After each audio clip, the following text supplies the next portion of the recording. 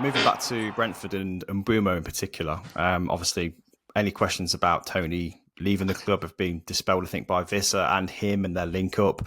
But his movement in from the right is becoming kind of almost like world class. Like the way he floats in from the right hand side is almost Mo Salah-esque, I think.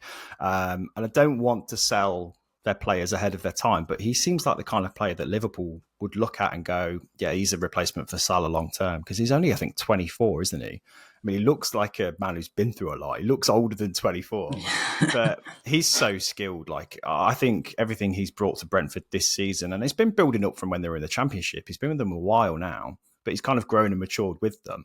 Has he outgrown Brentford, do you think? I don't like to say he's outgrown them, because I think that's might be a little bit disrespectful to say. I think in terms of if he's looking to make a step up, and obviously look to play at a high level in terms of, Champions League football, European football, then perhaps so. Like, I think he's proven it that so far this season. He's probably taken this step up, and he's proven that he's the guy now at that club.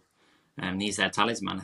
I do agree with you. I think it feels so much like I think Tottenham were linked with him in the summer about a potential move, but it does feel very much like a Diogo Jota kind of signing for me, doesn't it? I think he could maybe, but I would argue that he's in the same position as Thomas Frank. Like, Brentford's the best place for him right now, like for his career. Like I say, he's still quite young.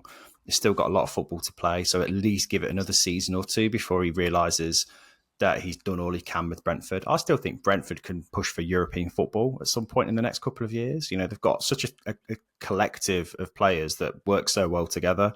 I think he'd be silly at the minute, and Mbeumo, to look elsewhere. I don't think he is, but there'll be talk about it if he continues the way he is, because he's played so well. Second in the top scorers now behind Erling Haaland with 8 goals. So, he's prolific, and is that kind of player that will find himself in those positions regularly. I think he'll smash kind of 15, 20 goals this season quite comfortably. And then there'll be questions asked of whether he's suitable for Brentford. I don't think he needs to go anywhere. I think he's in the right place for him right now. Don't you? Yeah, well, I don't have any doubts. I think he can play at probably a top 6 club. I mean, I'd happily see him at United, to be honest. I've seen a lot of good things from him. He's always a threat, so direct, running at players.